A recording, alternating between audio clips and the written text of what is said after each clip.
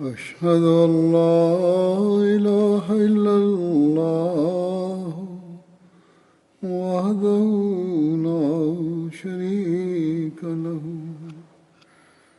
وأشهد أن محمدا عبده ورسوله أما بعد فأعوذ بالله من الشيطان الرجيم بسم الله الرحمن الرحيم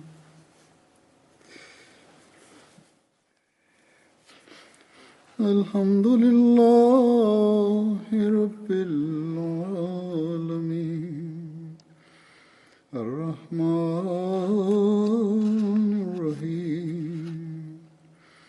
مالك يوم الدين إياك نعبد وإياك نستعين اهدنا الصراط المستقيم صراط الذين أنعمت عليهم غير المغضوب عليهم ولا الضالين.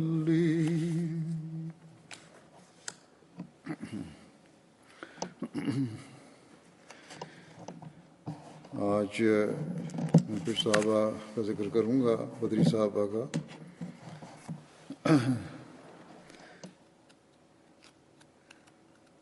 ان میں سے جن کا ذکر ہے ان کا نام ہے حضرت صہیب بن سنان رضی اللہ عنہ. حضرت صہیب کے والد کا نام سنان بن مالک اور والدہ کا نام سلمہ بنت قید تھا. حضرت صہیب کا وطن موصل تھا. حضرت صہیب کے والد یا چچا کسریٰ کی طرف سے ابواللہ کے عامل تھے. ابواللہ دجلہ کے کنارے ایک شہر ہے جو بعد میں بصرہ کہلایا.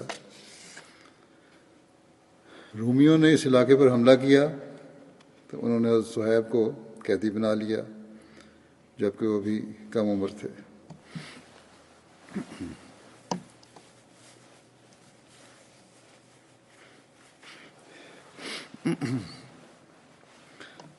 ابوالقاسم مغربی کے مطابق حضرت صہیب کا نام عمیرہ تھا. رومیوں نے صہیب نام رکھ دیا. حضرت صہیب کا رنگ نہایت سرخ تھا. قد نہ لمبا تھا اور نہ ہی چھوٹا اور سر پر گھنے بال تھے. حضرت صہیب نے رومیوں میں پرورش پائی. ان کی زبان میں لکنت تھی.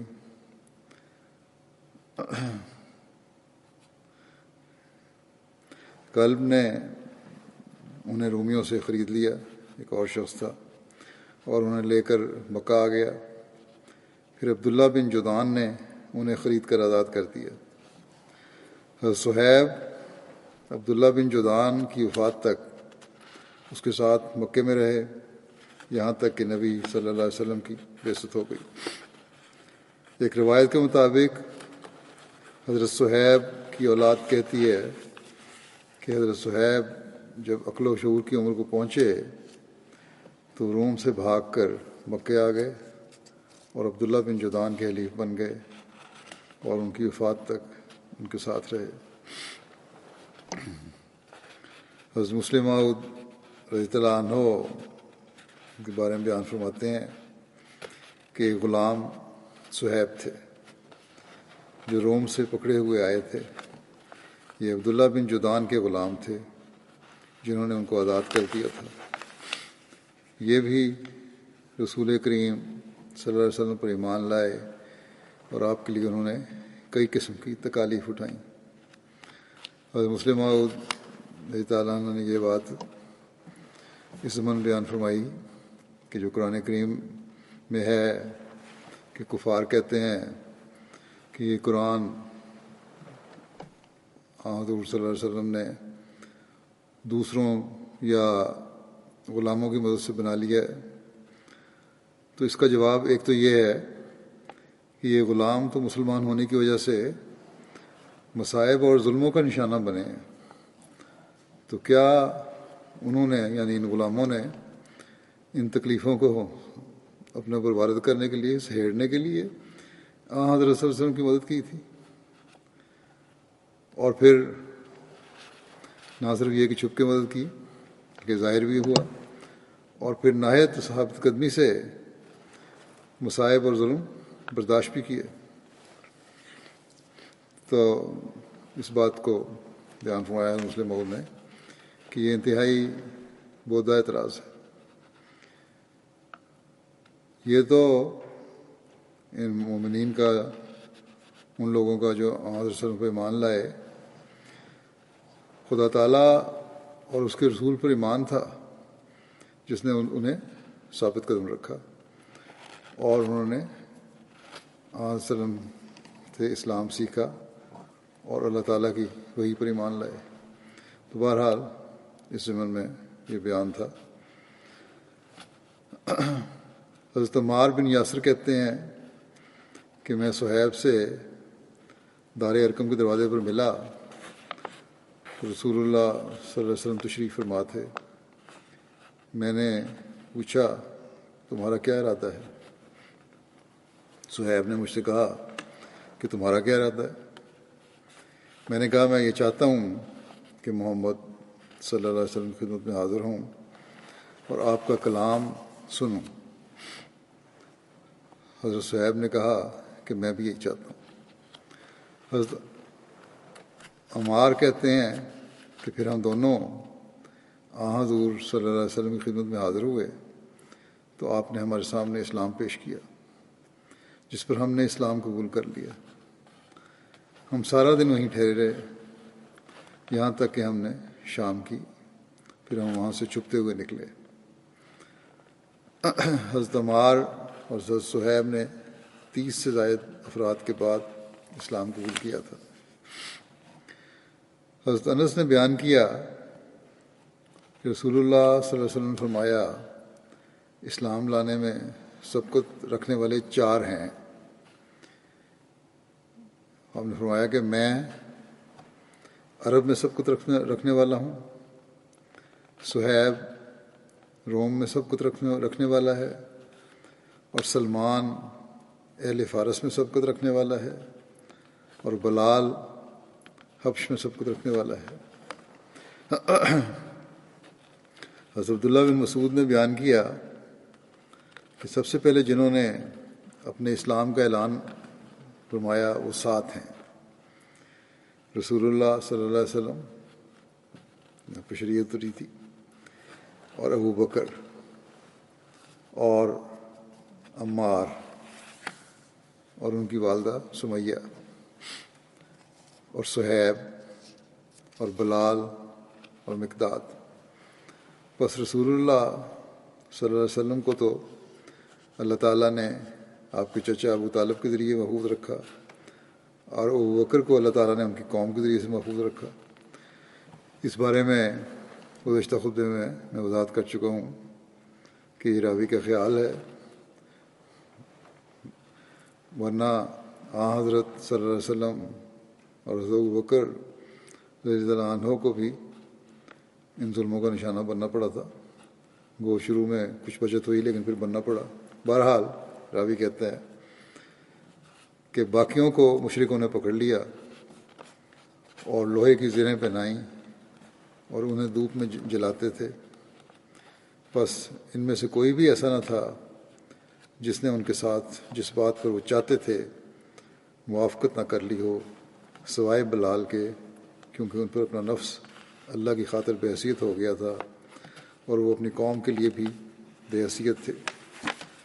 وہ ان کو پکڑتے اور لڑکوں کے سپرد کر دیتے اور انہیں مکے کی گھاٹیوں میں گھماتے پھرتے، اور بلال احد احد کہتے جاتے تھے۔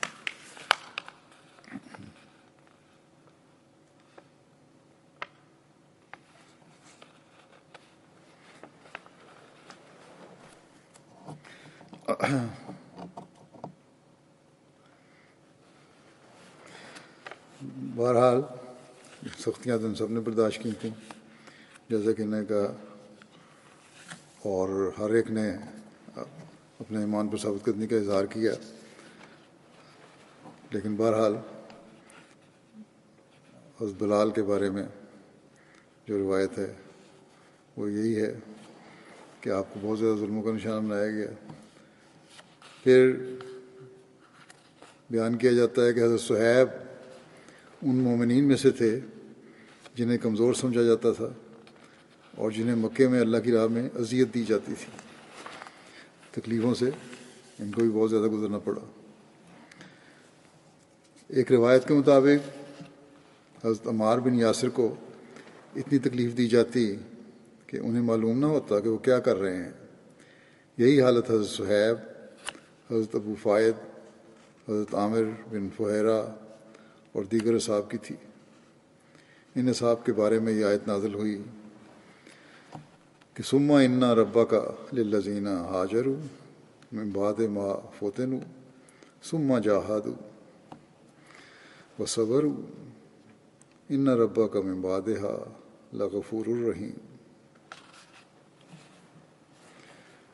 ان ربک من بعدها لغفور الرحیم۔ پھر تیرے رب یقیناً ان لوگوں کو جنہوں نے ہجرت کی بعد اس کے کہ فتنہ میں مبتلا کیے گئے، پھر انہوں نے جہاد کیا اور صبر کیا، تو یقیناً تیرا رب اس کے بعد بہت بخشنے والا اور بار بار رحم کرنے والا ہے۔ ایک روایت کے مطابق مدینہ کی طرف ہجرت کرنے والوں میں سے جو سب سے آخر پر آئے وہ حضرت علی اور حضرت صہیب بن سنان تھے۔ یہ نصف ربیع الاول کا واقعہ ہے۔ حضرت صلی اللہ علیہ وسلم قباء میں قیام پذیر تھے اور یہ مدینہ کے لیے روانہ نہیں ہوئے تھے۔ ایک روایت میں ہے کہ حضرت صہیب جب ہجرت مدینہ کے لیے نکلے تو مشرکین کے ایک گروہ نے آپ کا تعاقب کیا، تو اپنی سواری سے اترے اور ترکش میں جو کچھ تھا وہ نکال لیا اور کہا، اے قریش کے گروہ، تم جانتے ہو کہ میں تمہارا ماہر تیر اندازوں میں سے ہوں۔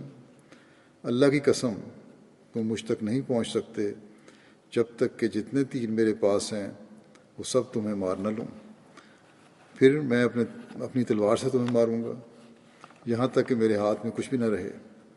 لہذا تم لوگ جو چاہو کرو، اگر میرا مال چاہتے ہو تو میں تمہیں اپنے مال کے بارے میں بتا دیتا ہوں کہ میرا مال کہاں ہے، اور تم میرا راستہ چھوڑ دو۔ ان لوگوں نے کہا ٹھیک ہے۔ چنانچہ حضرت صہیب نے بتا دیا، اور جب وہ نبی کریم صلی اللہ علیہ وسلم کی خدمت میں حاضر ہوئے حضرت صہیب، تو حضرت صلی اللہ علیہ وسلم نے فرمایا کہ اس سودے نے ابو یحییٰ کو فائدہ پہنچایا، سودا نفع مند ہوا۔ راوی کہتے ہیں کہ اس پر یہ آیت نازل ہوئی، وَمِنَ النَّاسِ مَن یشری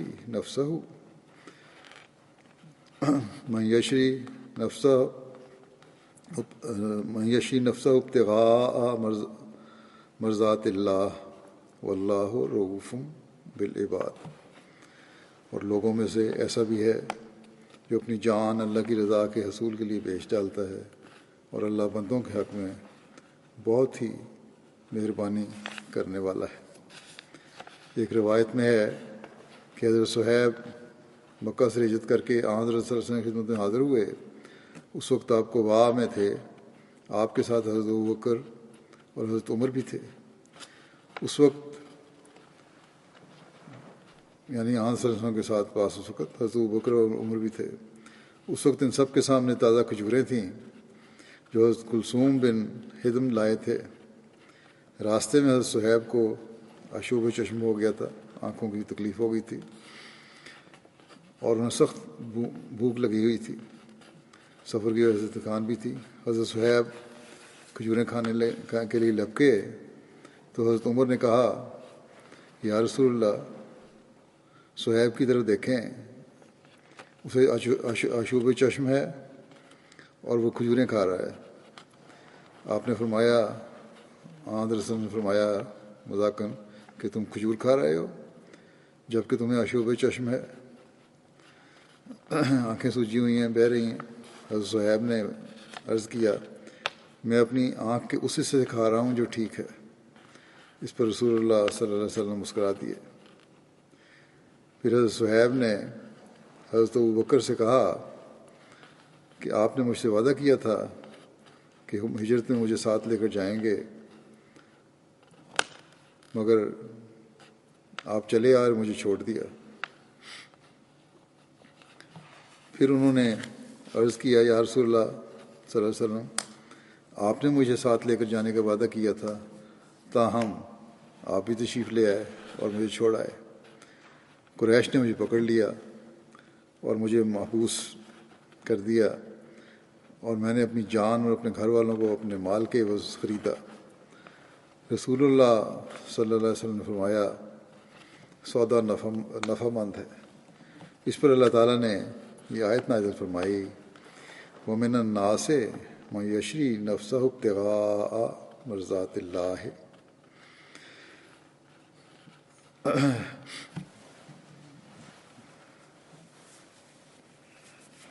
من یشری نفسہ ابتغاء مرضات اللہ واللہ رؤوف بالعباد۔ اور لوگوں میں سے ایسا بھی ہے جو اپنی جان اللہ کی رضا کے رسول کے لیے بیچ ڈالتا ہے، اور اللہ بندوں کے حق میں بہت مہربانی کرنے والا ہے۔ حضرت صہیب نے عرض کیا، یا رسول اللہ، میں نے ایک مد تقریباً آدھا کلو آٹا ذات راہ کے طور پر لیا تھا، اسے میں نے ابوا مقام پر گوندا تھا، یہاں تک کہ میں آپ صلی اللہ علیہ وسلم کی خدمت میں حاضر ہو گیا۔ اس سفر میں صرف اتنا کھایا خوراک تھی۔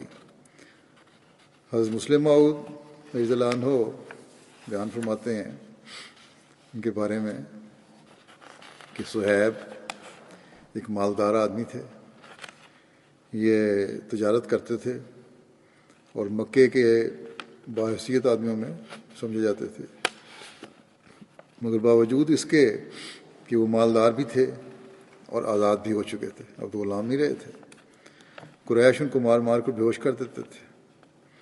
جب رسول اللہ صلی اللہ علیہ وسلم مدینہ کی طرف ہجرت کر کے گئے تو آپ کے پاس صہیب نے بھی چاہا کہ وہ بھی ہجرت کر کے مدینہ چلے جائیں، مگر مکے کے لوگوں نے ان کو روکا اور کہا کہ جو دولت تم نے مکے میں کمائی ہے تم اسے مکے سے باہر کس طرح لے جا سکتے ہو، ہم تمہیں مکے سے جانے نہیں دیں گے۔ صہیب نے کہا، اگر میں یہ سب کی سب دولت چھوڑ دوں تو کیا پھر تم مجھے جانے دو گے؟ وہ اس بات پر رضامند ہو گئے اور آپ اپنی ساری دولت مکے والوں کے سپرد کر کے خالی ہاتھ مدینہ چلے گئے اور رسول اللہ صلی اللہ علیہ وسلم کی خدمت میں حاضر ہوئے۔ آپ نے فرمایا، صہیب، تمہارا یہ سودا سب پہلے سودوں سے نفع مند رہا، یعنی پہلے اسباب کے مقابلے میں تم روپیہ حاصل کیا کرتے تھے، مگر اب روپیہ کے مقابلے میں تم نے ایمان حاصل کر لیا۔ حضرت صلی اللہ علیہ وسلم نے حضرت صہیب کے مکے سے مدینہ ہجرت کرنے کے بعد ان کے اور حضرت حارث بن سمہ کے درمیان مواخات قائم فرمائی۔ حضرت صہیب غزوہ بدر، احد، خندق اور باقی تمام غزوات میں رسول اللہ صلی اللہ علیہ وسلم کے ساتھ شریک ہوئے۔ حضرت عائض بن عمرو سے روایت ہے کہ حضرت سلمان، حضرت صہیب اور حضرت بلال لوگوں میں بیٹھے ہوئے تھے، ان کے پاس ابو سفیان بن حرب کا گزر ہوا۔ لوگوں نے کہا کہ اللہ تبارک و تعالیٰ کی تلواریں ابھی اللہ کے دشمن کی گردن پر نہیں چلیں۔ اس پر حضرت ابوبکر نے کہا، کیا تم قریش کے سرکردہ اور سردار کے بارے میں ایسا کہتے ہو؟ یہ بات نبی کریم صلی اللہ علیہ وسلم کو بتائی گئی تو آپ صلی اللہ علیہ وسلم نے فرمایا، اے ابوبکر، شاید تم نے انہیں غصہ دلا دیا ہے۔ اگر تم نے انہیں غصہ دلایا ہے تو تم نے اپنے رب تبارک و تعالیٰ کو غصہ دلایا ہے۔ حضرت ابوبکر ان لوگوں کے پاس واپس گئے اور کہا کہ اے ہمارے بھائیوں، شاید تم ناراض ہو گئے ہو۔ انہوں نے کہا، نہیں اے ابوبکر، اللہ آپ سے مغفرت فرمائے۔ حضرت صہیب بیان کرتے ہیں کہ جس مارکے میں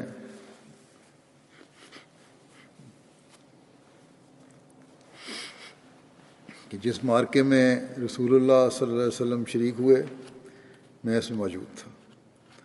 آپ صلی اللہ علیہ وسلم نے جو بھی بیعت لی میں اس میں موجود تھا. آپ صلی اللہ علیہ وسلم جو بھی سریہ روانہ فرمایا میں اس میں شامل تھا. اور آپ جس غزوے کے لیے بھی روانہ ہوئے میں آپ صلی اللہ علیہ وسلم کے ساتھ شامل تھا. میں آپ کے دائیں طرف ہوتا یا بائیں طرف. لوگ جب سامنے سے خطرہ محسوس کرتے تو میں لوگوں کے آگے ہوتا. جب لوگ پیچھے سے خطرہ محسوس کرتے تو میں ان کے پیچھے ہوتا. اور میں نے کبھی رسول اللہ صلی اللہ علیہ وسلم کو دشمنوں کے اور اپنے درمیان نہیں ہونے دیا یہاں تک کہ آپ کی وفات ہو گئی. یعنی آپ صلی اللہ علیہ وسلم کی وفات ہوئی. حضرت صہیب بڑھاپے میں لوگوں کو جمع کر کے نہایت لطف کے ساتھ اپنے جنگی کارناموں کے دلچسپ واقعات سنایا کرتے تھے. حضرت صہیب کی زبان میں عجمیت تھی، یعنی عربوں والی وہ فصاحت نہیں تھی. زید بن اسلم اپنے والد سے روایت کرتے ہیں کہ میں حضرت عمر کے ساتھ چلا یہاں تک کہ وہ حضرت صہیب کے ایک باغ میں داخل ہوئے جو عالیہ مقام میں تھا. حضرت صہیب نے جب حضرت عمر کو دیکھا تو کہا یناس یناس. حضرت عمر کو لگا کہ اناس کہہ رہے ہیں تو حضرت عمر نے کہا کہ اسے کیا ہوا ہے، یہ لوگوں کو کیوں بلا رہا ہے. راوی کہتے ہیں کہ میں نے عرض کیا کہ وہ اپنے غلام کو بلا رہے ہیں جس کا نام یوحنس ہے. زبان میں گرا کی وجہ سے وہ اسے ایسا کہہ رہے ہیں. حضرت عمر نے کہا اے صہیب. وہاں پھر باتیں ہوئیں. اس کے بعد تو حضرت عمر نے کہا کہ اے صہیب 3 باتوں کے علاوہ میں تم میں سے کوئی عیب نہیں دیکھتا، تم میں کوئی عیب نہیں دیکھتا. اگر وہ تم میں نہ ہوتی تو میں تم پر کسی کو فضیلت نہ دیتا. میں دیکھتا ہوں کہ تم اپنے آپ کو عرب کی طرف منسوب کرتے ہو جبکہ تمہاری زبان عجمی ہے، اور تم اپنی کنیت ابو یحییٰ بتاتے ہو جو ایک نبی کا نام ہے، اور تم اپنا مال فضول خرچ کرتے ہو. حضرت صہیب نے جواب میں کہا جہاں تک میرے مال فضول خرچ کرنے کا تعلق ہے تو میں اسے وہیں خرچ کرتا ہوں جہاں خرچ کرنے کا حق ہوتا ہے، فضول نہیں کرتا. جہاں تک میری کنیت کا تعلق ہے تو وہ حضور صلی اللہ علیہ وسلم نے ابو یحییٰ رکھی تھی اور میں اس کو ہرگز ترک نہیں کروں گا. اور جہاں تک میرے عرب کی طرف منسوب ہونے کا تعلق ہے تو رومیوں نے مجھے کم سنی میں قیدی بنا لیا تھا، اس لیے میں نے ان کی زبان سیکھ لی. میں قبیلہ نمر بن قاصد سے تعلق رکھتا ہوں.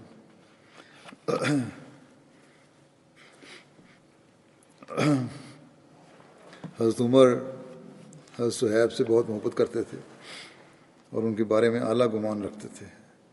یہاں تک کہ جب حضرت عمر زخمی ہوئے تو آپ نے وصیت کی کہ میری نماز جنازہ صہیب پڑھائیں گے اور 3 روز تک مسلمانوں کی امامت کروائیں گے یہاں تک کہ اہل شورا اس پر متفق ہو جائیں جس نے خلیفہ بننا ہے.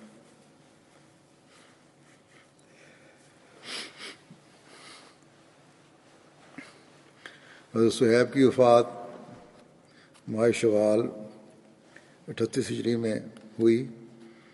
بعض کے مطابق 39 ہجری میں وفات ہوئی. وفات کے وقت حضرت صہیب کی عمر 73 برس تھی. بعض روایات کے مطابق 70 برس تھی.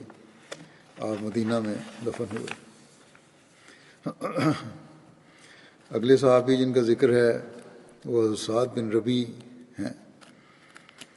حضرت سعد بن ربیع کا تعلق انصار کے قبیلہ خزرج کے خاندان بنو حارث سے تھا. آپ کے والد کا نام ربیع بن عمر اور والدہ کا نام حذیلہ بنت عنبہ تھا. حضرت سعد کی 2 بیویاں تھیں. ایک کا نام امرہ بنت حزم اور دوسری کا نام حبیبہ بنت زید تھا. حضرت سعد بن ربیع کی 2 بیٹیاں تھیں. ایک بیٹی ام سعد تھیں. ایک جگہ انہیں ام سعید بھی لکھا گیا ہے. ان کا اصل نام جمیلہ تھا. حضرت سعد بن ربی زمانہ جاہلیت میں بھی لکھنا پڑھنا جانتے تھے، جبکہ بہت کم لوگ یہ جانتے تھے۔ حضرت سعد قبیلہ بنی محارث کے نقیب تھے۔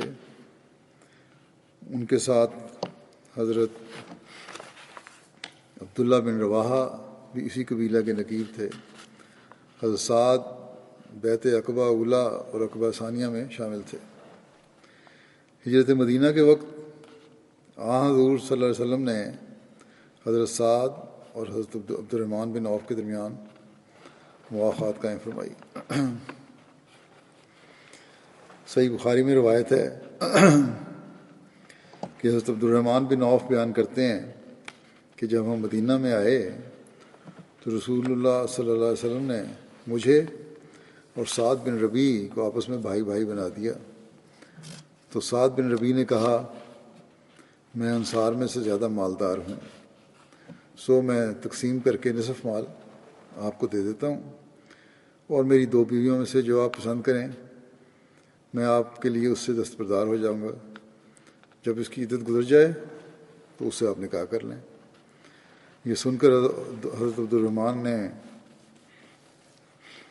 حضرت سعد سے کہا کہ مجھے اس کی کوئی ضرورت نہیں، مجھے یہ بتاؤ یہاں کوئی بازار ہے جس میں تجارت ہوتی ہو؟ حضرت سعد نے بتایا کہ قینقاع کا بازار ہے۔ حضرت عبد الرحمن یہ معلوم کر کے صبح سویرے وہاں گئے اور پنیر اور گھی لے آئے۔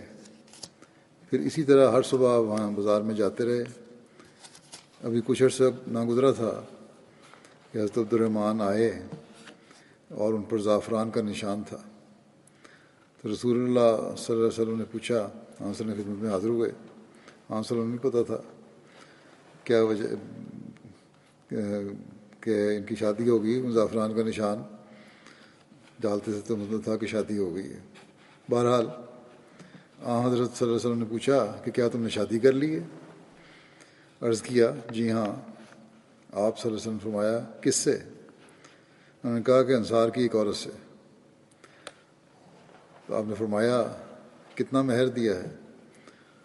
تو انہوں نے عرض کیا کہ 1 گٹھلی کے برابر سونا، یا کہا سونے کی گٹھلی۔ نبی صلی اللہ علیہ وسلم نے فرمایا کہ ولیمہ کرو، خواہ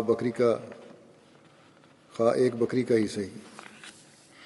ان کی حیثیت کے مطابق ان کو ولیمہ کی طرف توجہ دلائی، دعوت کی طرف۔ حضرت سعد بن ربی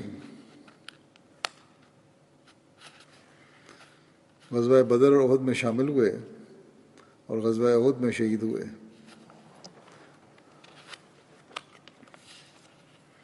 غزوہ احد کے روز رسول اللہ صلی اللہ علیہ وسلم نے فرمایا، میرے پاس سعد بن ربی کی خبر کون لائے گا؟ ایک شخص نے عرض کیا کہ میں۔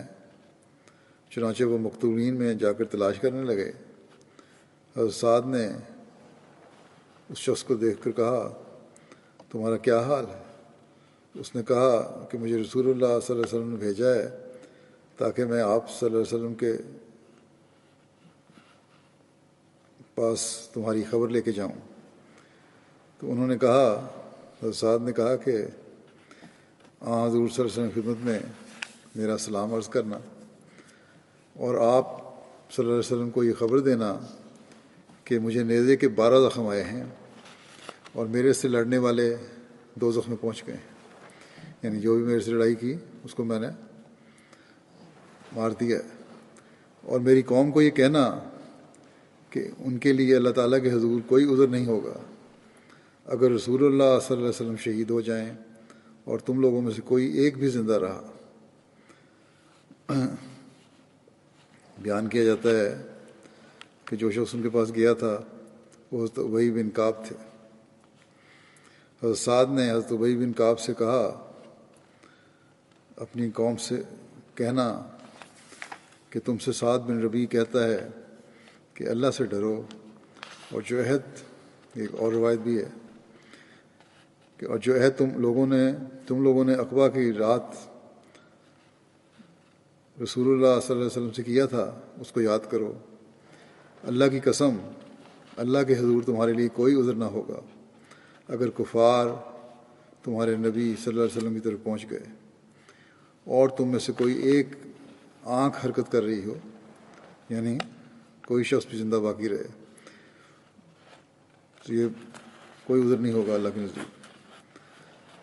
حضرت ابی بن کعب بیان کرتے ہیں کہ میں ابھی وہیں تھا، یعنی حضرت سعد کے پاس ہی تھے، تو حضرت سعد بن ربیع کی وفات ہو گئی، زخموں سے چور تھے اس وقت کو۔ میں رسول اللہ صلی اللہ علیہ وسلم کی خدمت میں واپس آیا، حاضر ہوا اور آپ کو سب بتا دیا، یہ گفتگو ہوئی تھی، یہ ان کی حالت ہے، اور اس طرح آپ شہید ہو گئے۔ اس پر آپ صلی اللہ علیہ وسلم نے فرمایا اللہ تعالیٰ اس پر رحم فرمائے، وہ زندگی میں بھی اور موت کے بعد بھی اللہ اور اس کے رسول کا خیر خواہ رہا۔ حضرت سعد بن ربیع اور حضرت خارجہ بن زید کو ایک ہی قبر میں دفن کیا گیا۔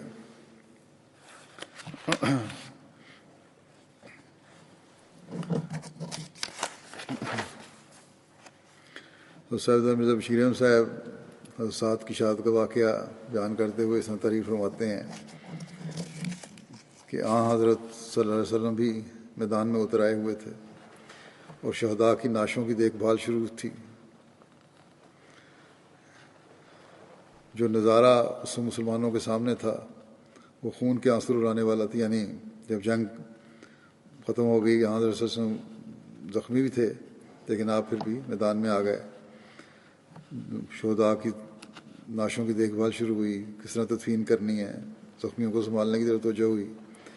تو بہرحال جو نظارہ تھا اس وقت مسلمانوں کے جو سامنے تھا وہ ایسا خوفناک تھا کہ کہتے ہیں کہ خون کے آنسو رلانے والا تھا۔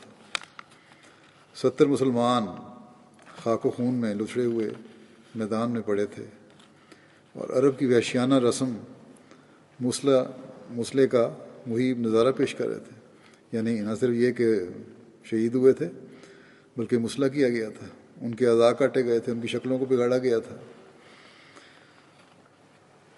ان مقتولین میں آپ لکھتے ہیں کہ ان مقتولین میں صرف 6 مہاجر تھے اور باقی سب انصار سے تعلق رکھتے تھے۔ قریش کے مقتولوں کی تعداد 23 تھی۔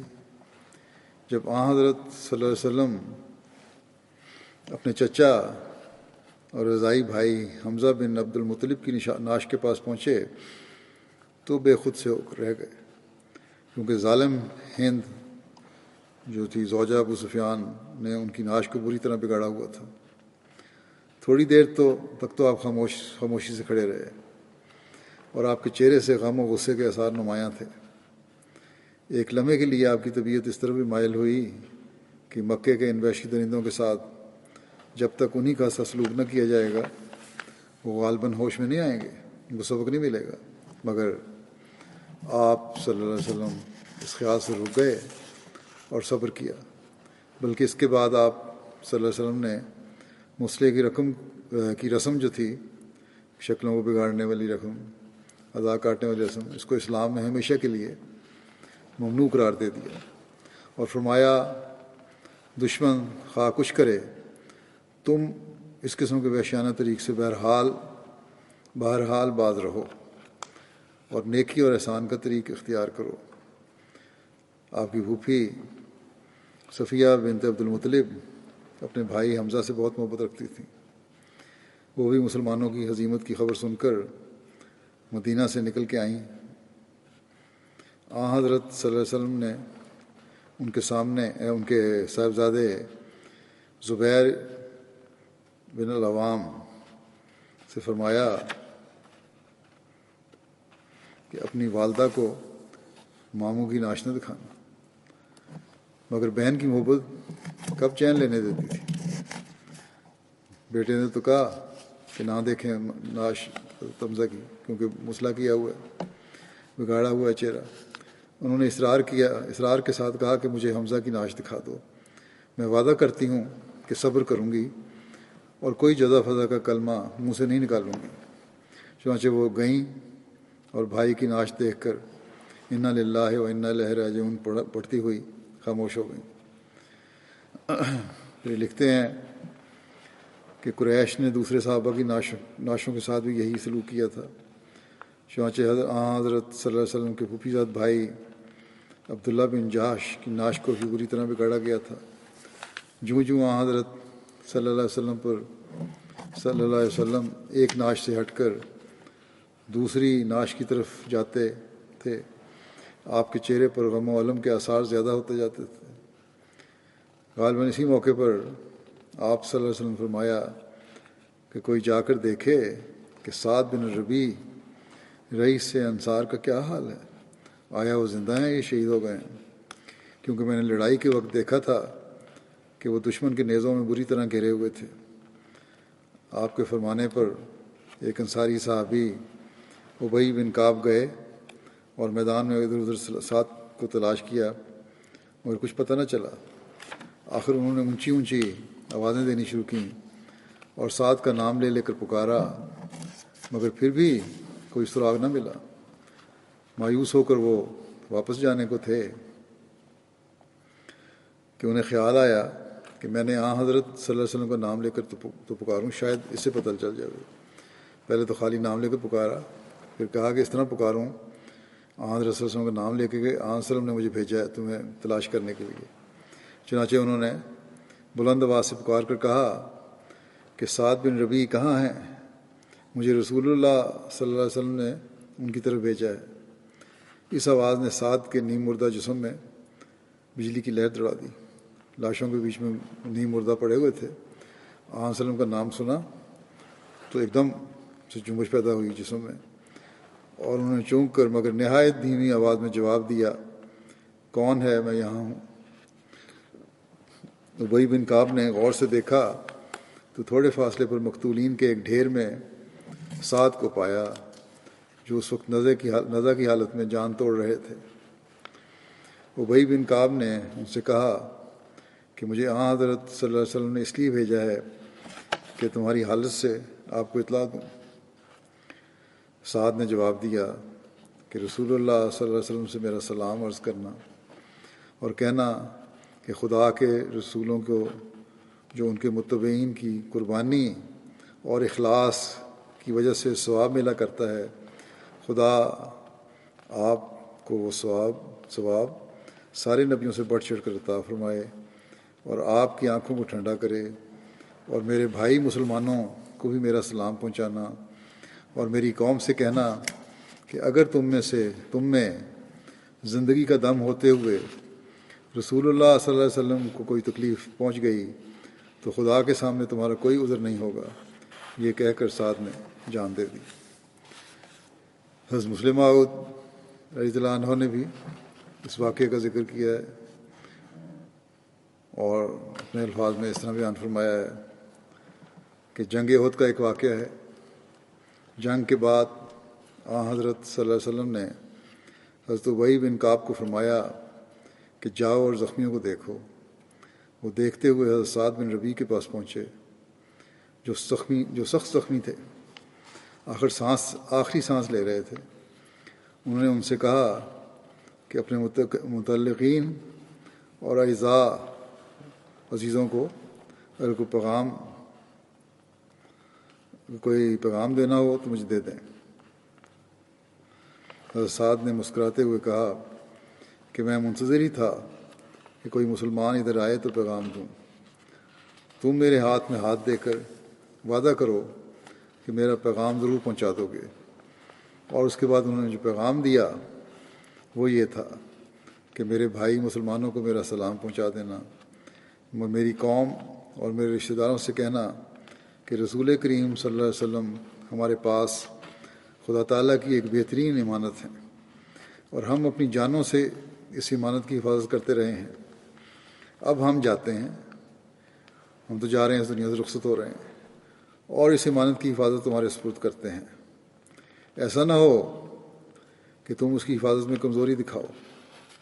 دیکھو ایسے وقت جب انسان مسلم فرماتے ہیں ہم اس واقعے کو بیان کرنے کے بعد کہ دیکھو ایسے وقت میں جب انسان سمجھتا ہے کہ میں مر رہا ہوں، کیا کیا خیالات اس کے دل میں آتے ہیں۔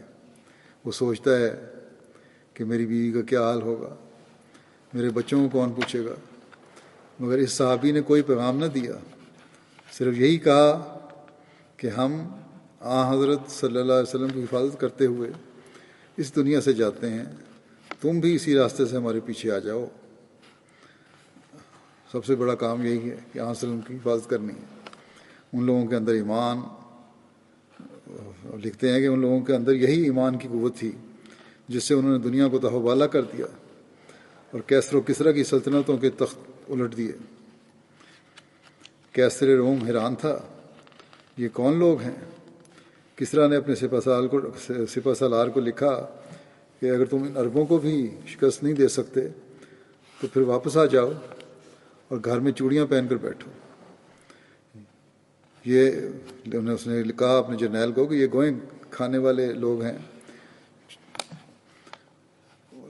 ان کو بھی تم نہیں روک سکتے، بلکہ معمولی لوگ ہیں، کھانا بھی ان کو نہیں ملتا، گو کھاتے ہیں یہ لوگ۔ اس نے جواب دیا، یہ تو آدمی معلوم ہی نہیں ہوتے، یہ تو کوئی بلا ہیں، یہ تلواروں اور نیزوں کے اوپر سے کودتے ہوئے آتے ہیں، ایسا ان میں جوش و جذبہ ہے، ان کو ہم کس طرح شکست دے سکتے ہیں۔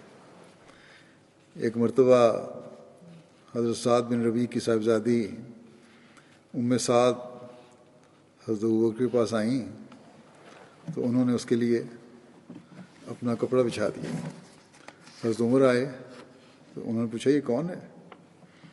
حضرت ابوبکر نے فرمایا یہ اس شخص کی بیٹی ہے جو مجھ سے اور تم سے بہتر تھا۔ حضرت عمر نے کہا اے خلیفہ رسول صلی اللہ علیہ وسلم وہ کون ہے؟ حضرت ابوبکر نے فرمایا کہ وہ شخص جس کی وفات رسول اللہ صلی اللہ علیہ وسلم کے زمانے میں ہوئی اور اس نے جنت میں اپنا ٹھکانہ بنا لیا جبکہ میں اور تم باقی رہ گئے۔ حضرت جابر بن عبداللہ بیان کرتے ہیں کہ حضرت سعد بن ربیع کی بیوی اپنی دونوں بیٹیوں کے ہمراہ حضرت صلی اللہ علیہ وسلم کو آئیں اور عرض کیا کہ یا رسول اللہ صلی اللہ علیہ وسلم یہ دونوں سعد بن ربیع کی بیٹیاں ہیں جو آپ صلی اللہ علیہ وسلم کے ساتھ لڑتے ہوئے احد کے دن شہید ہو گئے تھے، اور ان کے چچا نے ان دونوں کا مال لے لیا ہے، یعنی کہ جائیداد جو تھی حضرت سعد کی چچا نے لے لی ہے، ان کو کچھ نہیں ملا اور ان کے لیے مال نہیں چھوڑا، اور ان دونوں کا نکاح بھی نہیں ہو سکتا جب تک ان کے پاس مال نہ ہو۔ آپ صلی اللہ علیہ وسلم نے فرمایا اللہ تعالیٰ اس کے بارے میں فیصلہ فرمائے گا۔ اس پر میراث کا احکام پر مشتمل آیت نازل ہوئی۔ پھر رسول اللہ صلی اللہ علیہ وسلم نے ان دونوں کے چچا کو بلوایا اور فرمایا کہ سعد کی بیٹیوں کو سعد کے مال کا تیسرا حصہ دو اور ان دونوں کی والدہ کو 8واں حصہ دو، اور جو بچ جائے وہ تمہارا ہے۔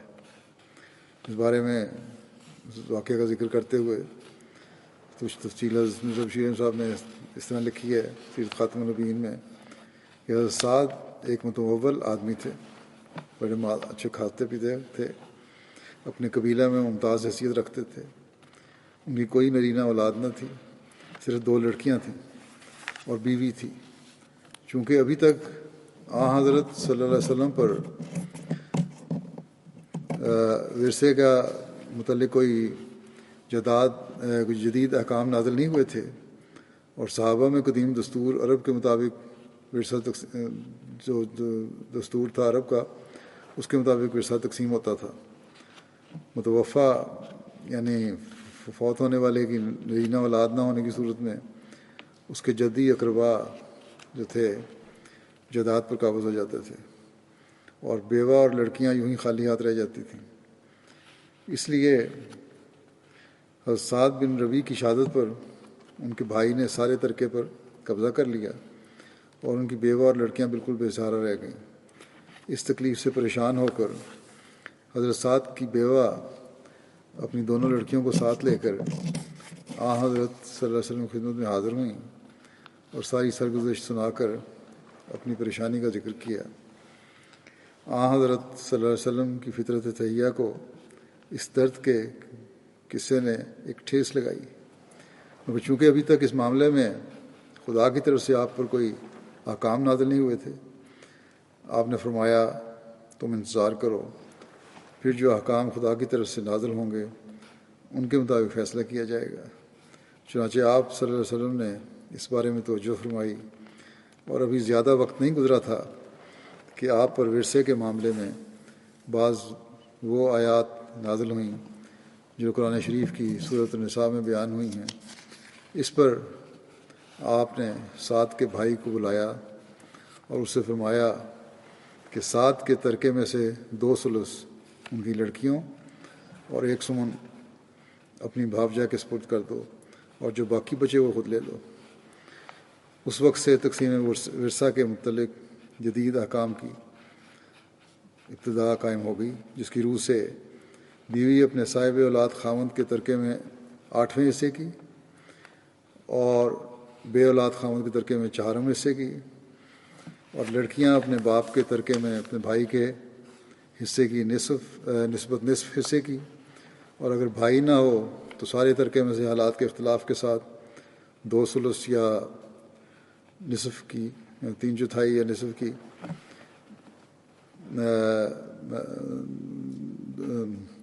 2/3 یا نصف کی، اور ماں اپنے صاحب اولاد لڑکے کے ترکے میں 6 حصے کی، اور بے اولاد لڑکے کے ترکے میں 3 حصے کی حقدار قرار دی گئی، اور اسی طرح دوسرے ورثاء کے حصے مقرر ہو گئے، اور عورت کا وہ فطری حق جو اس سے چھینا جا چکا تھا اس سے واپس مل گیا۔ مرزا بشیر احمد صاحب نے ایک نوٹ لکھا ہے آگے، لکھتے ہیں کہ میں اس موقع پہ یہ کہنا بھی نوٹ لکھنا بھی غیر ضروری، اس موقع یہ نوٹ بھی غیر ضروری نہیں ہوگا کہ حضرت صلی اللہ علیہ وسلم کی تعلیم کی امتیازی خصوصیات میں سے ایک خصوصیت یہ ہے کہ آپ نے طبقہ نسواں کے تمام جائز اور واجبی حقوق کی پوری حفاظت فرمائی ہے، بلکہ حق یہ ہے کہ دنیا کی تاریخ میں آپ صلی اللہ علیہ وسلم سے پہلے یا آپ کے بعد کوئی ایسا شخص نہیں گزرا جس نے عورت کے حقوق کی ایسی حفاظت کی ہو جیسی آپ نے کی ہے۔ چنانچہ ورثے میں، بیاہ شادی میں، خاوند بیوی کے تعلقات میں، طلاق و خلا میں، اپنی ذاتی جائیداد پیدا کرنے کے حق میں، اپنی جائیداد کے استعمال کرنے کے حق میں، تعلیم کے حقوق میں، بچوں کی ولایت و تربیت کے حقوق میں، قومی اور ملکی معاملات میں حصہ لینے کے حق میں، شخصی آزادی کے معاملے میں، دینی حقوق اور ذمہ داریوں میں، الغرض دین و دنیا کے ہر اس میدان میں جس میں عورت قدم رکھ سکتی ہے، حضرت صلی اللہ علیہ وسلم نے اس کے تمام واجبی حقوق کو تسلیم کیا ہے، اور اس کے حقوق کی حفاظت کو اپنی امت کے لیے ایک مقدس امانت اور فرض کے طور پر قرار دیا ہے۔ یہی وجہ ہے کہ عرب کی عورت آپ کی بعثت کو اپنے لیے ایک نجات کا پیغام سمجھتی تھی۔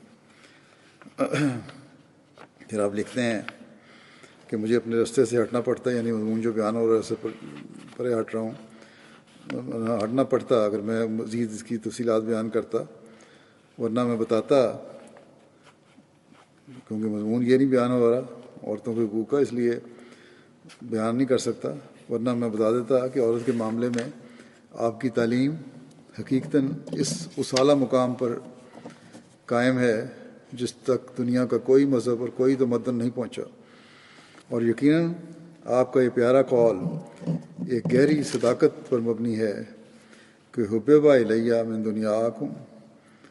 دنیاکم النساء والطیب وجعلت قرۃ عینی فی الصلاۃ، یعنی دنیا کی چیزوں میں سے میری فطرت کو جن چیزوں کی محبت کا خمیر دیا گیا ہے وہ عورت اور خوشبو ہیں، مگر میری آنکھوں کی ٹھنڈک نماز یعنی عبادت الہی میں رکھی گئی ہے۔ آج کی دنیا عورت کے حقوق کی بات کرتی ہے اور چند سطحی باتوں کو اٹھا کر جن کا آزادی سے کوئی تعلق نہیں ہے، بلکہ اسلام نے وہ جو پابندیاں لگائی ہیں وہ بھی عورت کی عزت قائم کرنے اور گھروں کے سکون اور اگلی نسل کی تربیت کے لیے رکھی ہیں، ان پر اعتراض کرتے ہیں اسلام پر اعتراض کرنے والے، جبکہ حقیقت یہ ہے کہ عورت کی آزادی اور اس کے حقوق دلوانے کی حقیقی تعلیم اسلام کی ہی ہے۔ اللہ کرے کہ دنیا اس حقیقت کو سمجھ کر غلاظتوں اور فسادوں سے بچ سکے، اور ہماری عورتیں بھی اس حقیقت کو سمجھیں۔ بعض دفعہ دنیا کے پیچھے چل پڑتی ہیں کہ دنیا کی آزادی یہ ہے، اور اس حقیقت کو سمجھیں وہ، اور جو مقام اسلام نے عورت کو دیا ہے اس کو سمجھیں، کیونکہ وہ نہ کسی مذہب نے دیا ہے اور نہ ہی نام نہاد روشن خیال حقوق نسواں کے اداروں نے دیا ہے یا تحریک نے دیا ہے۔ اللہ تعالیٰ مردوں کو بھی عورتوں کے حقوق ادا کرنے کی اسلامی تعلیم کے مطابق توفیق عطا فرمائے، تاکہ یہ معاشرہ پرامن معاشرہ ہو۔ اس کے بعد میں مختصراً موجودہ حالات کے لیے بھی دعا کے لیے کہنا چاہتا ہوں۔ دعا کریں کہ اللہ تعالیٰ جہاں کرونا کی وبا سے اور آفات سے دنیا کو پاک کرے، وہاں انسانوں کو یہ عقل اور سمجھ بھی دے کہ ان کی بقا اور بچت ایک خدا کی طرف جھکنے اور ایک دوسرے کے حقوق ادا کرنے میں، دنیا سے فتنہ و فساد ختم کرنے میں قربانی دیتے ہوئے اپنی حکومتوں کو اللہ تعالیٰ عقل دے کہ انصاف پر مبنی نظام چلائیں۔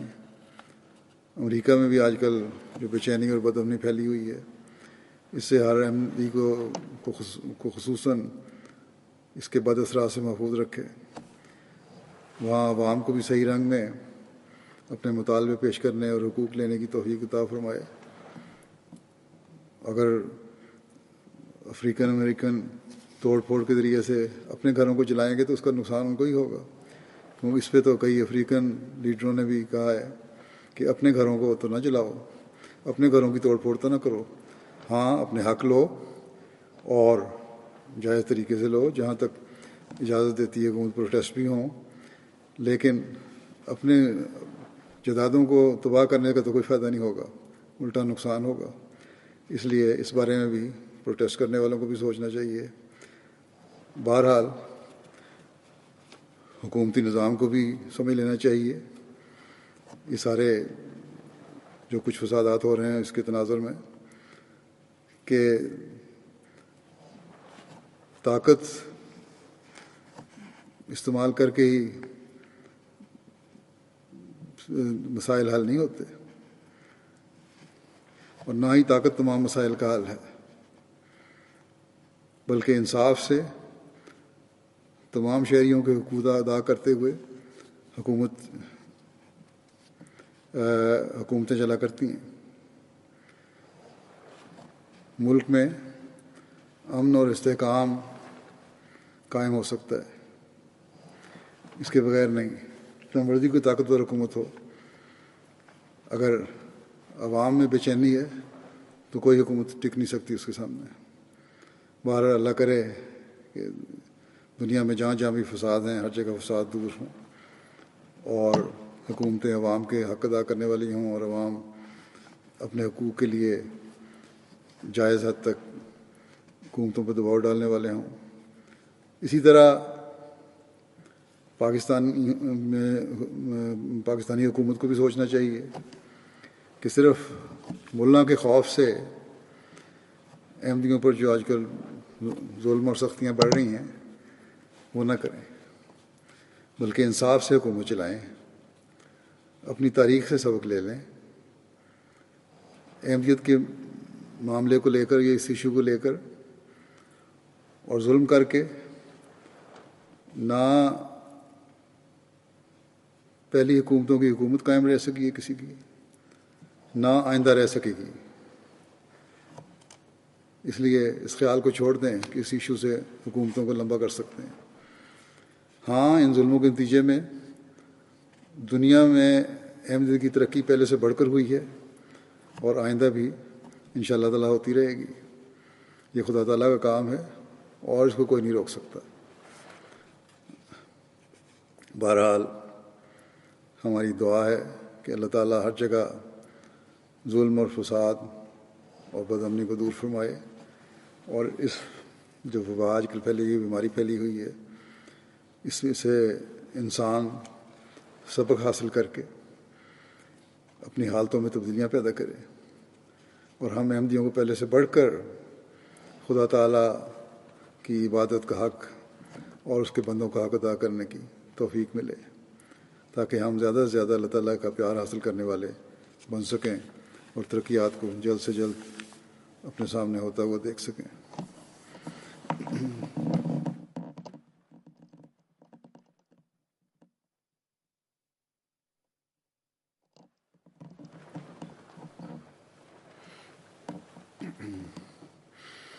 الحمد لله نحمده ونستعينه ونستغفره ونؤمن به ونتوكل عليه ونعوذ بالله من شرور أنفسنا ومن سيئات أعمالنا، من يهده الله فلا مضل له ومن يضلل فلا هادي له، ونشهد أن لا إله إلا الله ونشهد أن محمدا عبده ورسوله۔ عباد الله رحمكم الله، إن الله يأمر بالعدل والإحسان وإيتاء ذي القربى وينهى عن الفحشاء والمنكر والبغي، يعظكم لعلكم تذكرون۔ اذكروا الله يذكركم وادعوه يستجب لكم، ولذكر الله أكبر۔